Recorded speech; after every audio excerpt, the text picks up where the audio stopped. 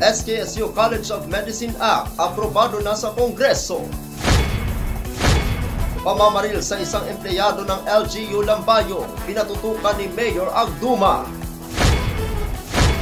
At mga barangay sa lungsod ng Tacurong dinagsa dahil sa fake news na ayuda. Yan ang ulo ng mga balita sa pagbabalik ng Sultan Kudarat Headliners.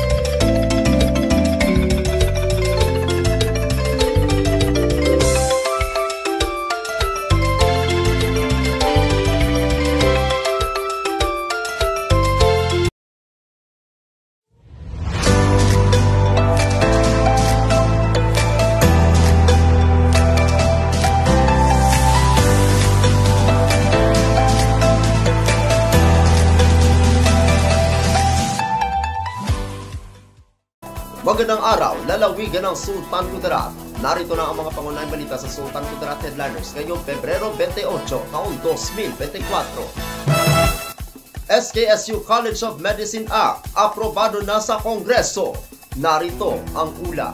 Matapos maaprubahan ang tax provision ng House Bill No. 6771 o ang Sultan Kudarat State University College of Medicine Act ni Sultan Kudarat 1st District Representative Bayrihan Sakaluran, na isang hakbang na lang maisa sa katuparan na ang matagal na pangarap na magkaroon ng paaralang pangmedisina ang lalawigan. Ayon sa kongresista na naaprubahan na ng Committee on Ways and Means ng House Bill No. 6771 o ang Sultan Kudarat State University College of Medicine Act, na naglalayong mabigyang oportunidad ang mga mag-aaral na gustong maging doktor o sa mamamayan natin sa karatig lalawigan o rehiyon na gustong pasukin ang larangan ng medisina. Dagdag pa ng kongresista na ang pagkakaroon ng SKSU College of Medicine ay hindi lamang pang-invest sa edukasyon, kundi ito ang pagbibigay ng kahalagahan ng kalusugan at kabutihan ng mga mamamayan ng Sultan Kudarat at maging sa rehiyong 12. Ang hakbang na ito ay mula sa House Ways and Means Committee Chairman Representative Joey Salceda at mga kasama niyang mga mambabatas na inaprubahan nito na walang inalis na mga probisyon.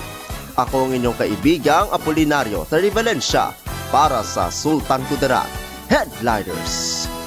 Pamamaril sa isang empleyado ng LGU Lambayong, pinatutukan ni Mayor Agduma.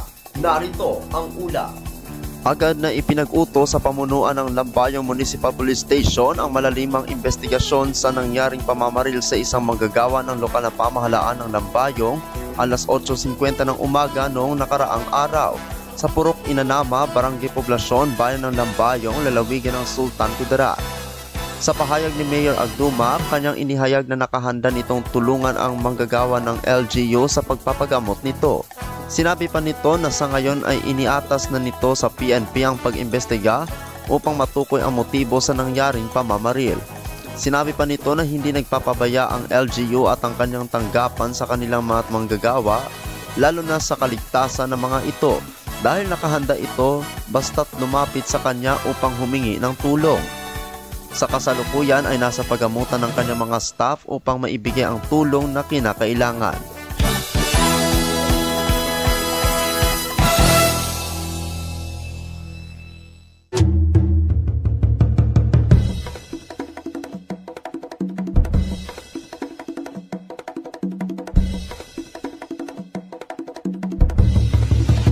Para sa uling balita, mga barangay sa lungsod ng Tacurong dinagsa dahil sa fake news na ayuda. Narito ang ulat. Dahil sa fake news, nagkaroon ng kalituhan ang mga kababayan natin dito sa lungsod ng Tacurong sa mga text at sabi-sabi na mamahagi ng tulong pinansyal ang pamahalaan. Kahapon ng umaga, Dinagsa ang barangay hall ng Barangay San Pablo, maging ang Barangay Poblasyon, Barangay EJC Montilla at maging ang ibang barangay sa lungsod para kumuha ng Certificate of Indigent. At ang iba naman ay nagpunta sa Sultan Kudarat State University Access Campus sa Barangay EJC Montilla dahil doon daw ibibigay ang ayuda. Nagtaka naman ang mga pinuno ng mga barangay sa mga nangyayari dahil sa biglang pagdagsa ng kanilang barangay na wala naman silang natanggap na abiso sa lungsod o maging sa mga sangay ng pamahalaan. Humupa ang pagdagsa ng mga tao sa barangay na inaanunsyo nila na walang abiso o hindi magpalabas ng anunsyo ang City Hall at isang fake news ang kanilang mga natanggap na text message o chat o mga sabi-sabi. Nadismaya naman ang karamihan sa nangyari dahil sa mga natanggap nilang mga mensahe mula sa text o chat. Matatandaan noong Linggo hanggang Lunes na mahagi ang pamahalaan ng ayudang pinansyal na mula sa programa ng DSWD na CARD, AICS at iba pa na hanggang araw lamang na iyon ang pamamahagi. Nagpaalala ngayon ang mga pinuno na huwag magpadala o maniwala sa mga text o chat message, kundi sumangguni o magtanong muna sa mga pinuno ng barangay o ahensya kung totoo ang natanggap nilang mensahe. Ako ang inyong kaibigang Apolinario Terry Valencia para sa Sultan Kudarat Headliners.